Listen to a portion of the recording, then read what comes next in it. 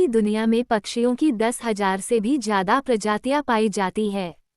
सभी के वही 2 पंजे, 2 पंख और एक गर्दन होती है।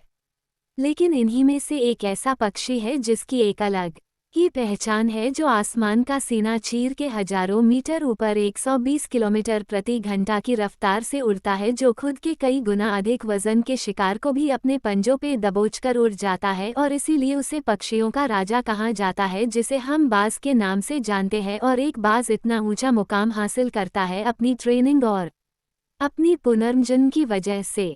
अगर आप भी इस दुनिया में एक मुकाम हासिल करना चाहते हैं तो एक बाज को बाज बनने का पूरा सफ़र आपको जानना बहुत जरूरी है, क्योंकि 25 से 30 की उम्र तक आने के बाद भी लोगों को रिस्क लेने से डर लगता है।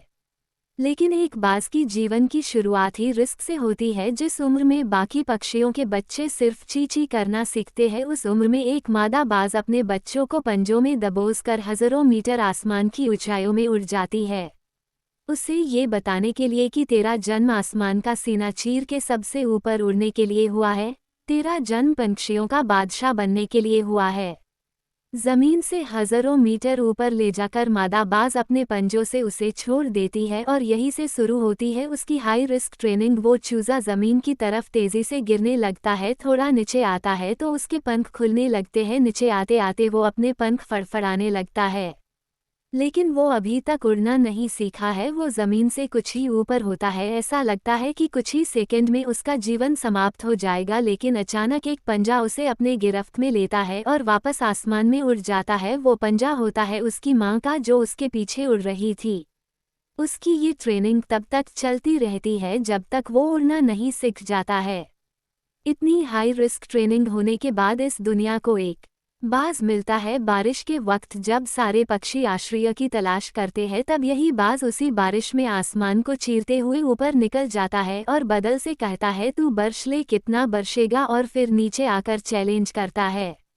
एक बाज की उम्र लगभग 70 साल होती है। जब वह 40 साल का होता है तब एक परेशानी उसकी जिंदगी में मौत बनकर आती है, जो आपकी परेशानियों की तुलना में बहुत बड़ी होती है, क्योंकि 40 साल की उम्र में बाज की चोंच इतनी मुड़ जाती है कि उसे शिकार निगलने में बहुत परेशानी होती है।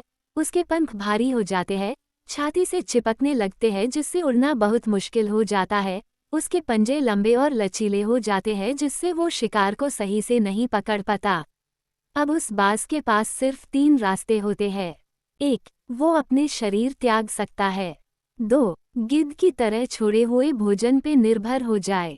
और 3. सबसे कठिन और पीड़ादायक रास्ता अपने आप को पुनः स्थापित का, फिर से आसमान का सीना चीर कर उड़ने का। और वो इसी तीसरे रास्ते को चुनता है और अपने पास के सबसे ऊंची चोटी पे पहुंच जाता है। वहां पर अपना घोंसला बनाता है और फिर शुरू होता है परेशानियों को जड़ से उखाड़कर आसमान में उड़ने का सफर। वह अपनी चोंच को एक चट्टान पर मार मार कर तोड़ देता है, लहूलुहान हो जाता है और इंतजार करता है नई चोंच के आने का।